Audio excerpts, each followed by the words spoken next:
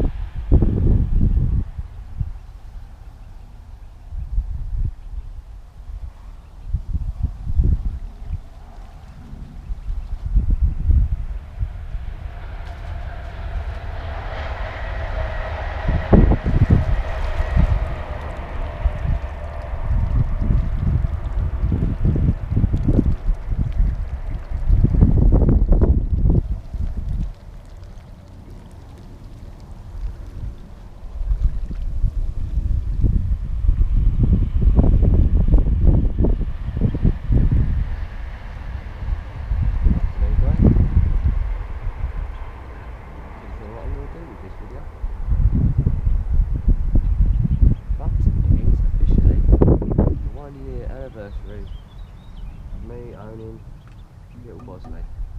So today, duckies, little whacksters, look at them, whacking away. So today, something I've been meaning to do, something that was on the original survey, something which I thought I'd do today. It's like a little birthday present for Bosley. Oh, now the phone goes. A new bilge pump. I'll be back in a minute. Right, back after a rude interruption. Oh, get myself down into the bilge.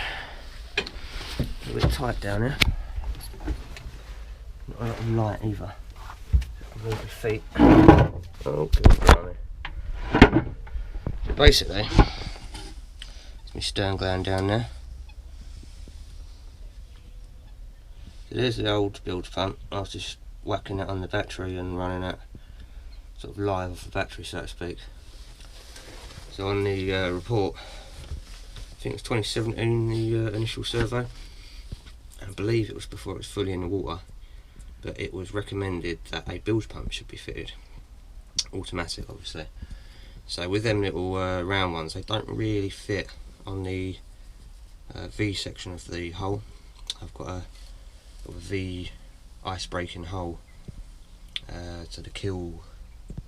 I think it's like 6mm plating from the bottom and then 10mm overlap into 4mm plating. So anyway, you can see some of the rivets down there from the original ice-breaking rivets. Oh yeah, little plate down there as well. Tiny little overplate, a bit more over there. So yeah, I bought this little bad boy. That was 98 quid.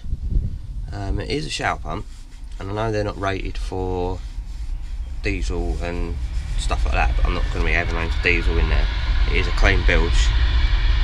The water that comes out of it is clean. Last time I had to spill, I made sure I cleaned everything up. I don't like putting dirty stuff in the canal. So the plan here is I'm going to move this down onto the little platform down there by the batteries. Obviously a couple of bits of hose. You've got a little arrow there to show you the direction of flow. The reason I bought this, number one, is because I can move the angle of the heads around. Number two, it's a diaphragm pump.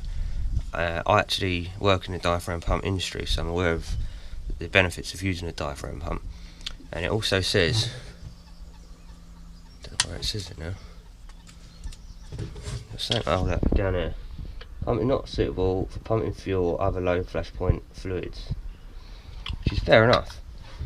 But the idea of this diaphragm pump is it's easy to repair and it doesn't get blocked. You've got quite a lot of solid passing the way it's constructed. I'm not taking it apart yet. I'm presuming this it might just be the diaphragm there and just literally on vacuum. I presume so anyway. Excuse me. But anyway, what I'm getting to is this diaphragm will be made out of X material. I'm going to say for application it's probably just a Buna or something like that. Let's say I wanted to do it for diesel or low flash point fuels as they call them, then you could just put in, say, something like a Viton diaphragm, or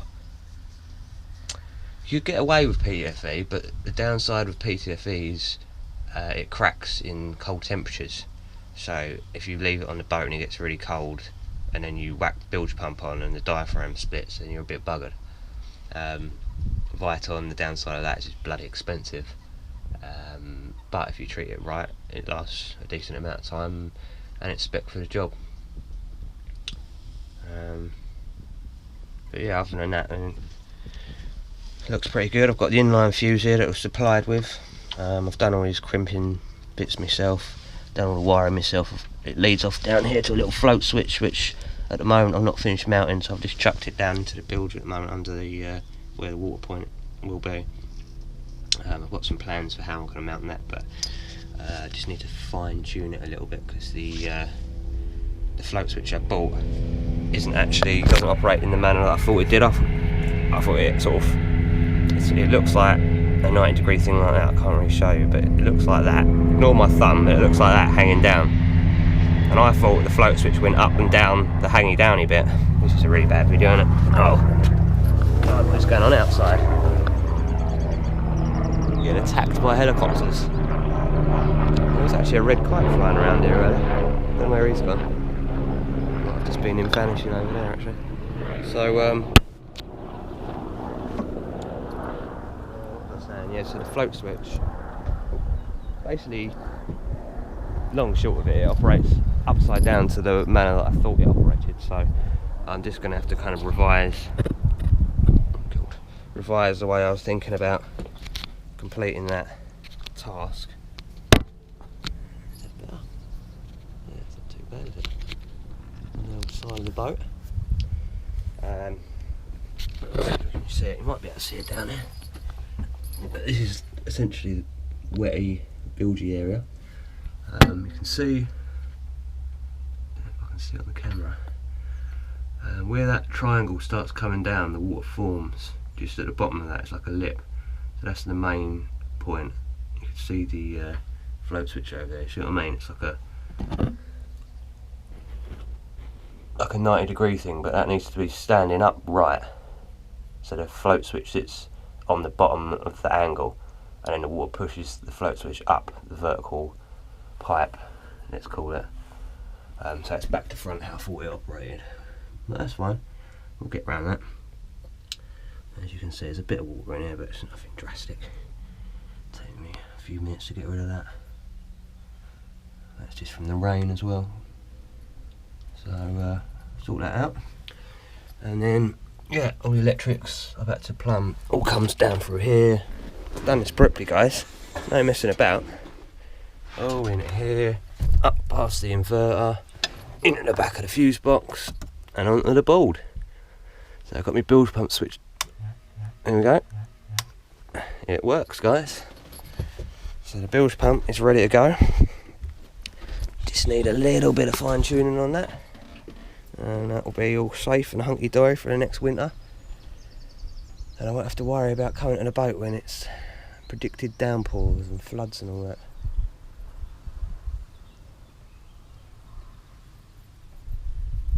There's not a lot of that sort of stuff goes on there, luckily, so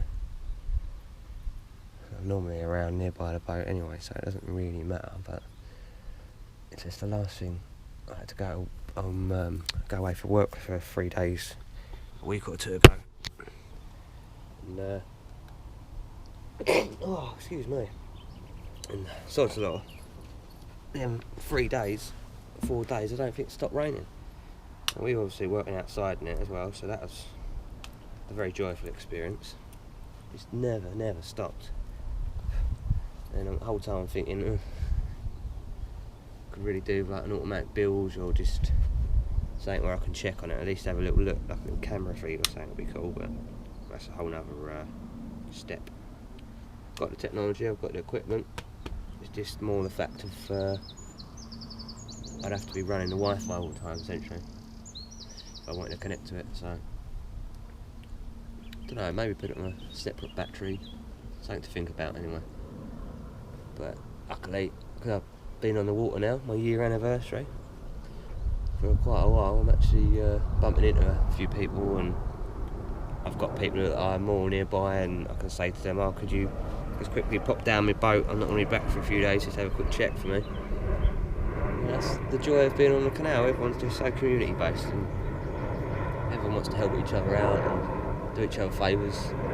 It's nice to have favours done for you, and it's nice to do favours for other people. So next, pretty much finished with the build pump for now, until I need to get the hoses and then mount that float switch.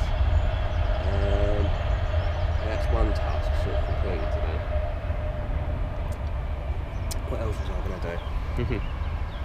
What else was I going to do? I wanted to try and take me quadcopter out. There's quite a lot of air traffic around here though, which makes me worry. I know they're very hot on all this, where you're flying your drones and all that nowadays, but I mean, I'm going to have a little tiny drone anyway. I've only got a little tiny drone. I believe it's within the legal limit as well. 250mm I think it is now.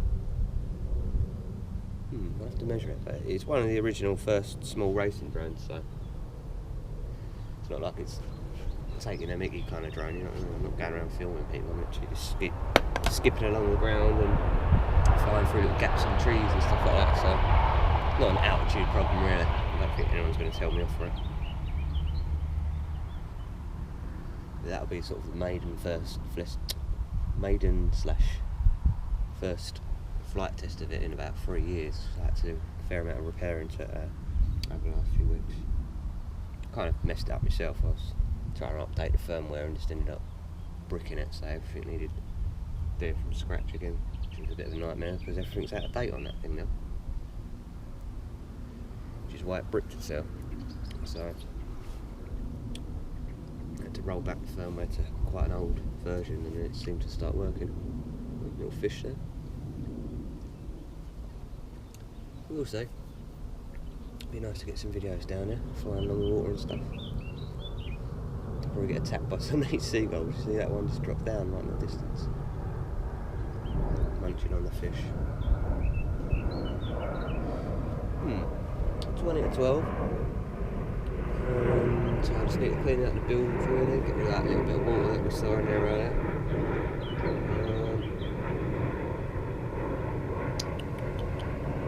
Really much else to do today, to be honest. I wouldn't mind going for a little cruise or something, that'd be cool.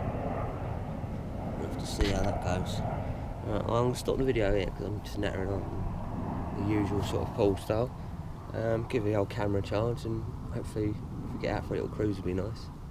Rich is coming down in a bit as well. He's got a blooming new washing machine or something. Wants me to help him lift on the boat, so that's going to be a bit of fun.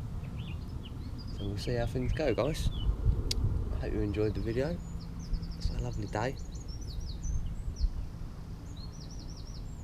Happy birthday, Bosley. Cheers, guys. Hopefully catch you on the next video.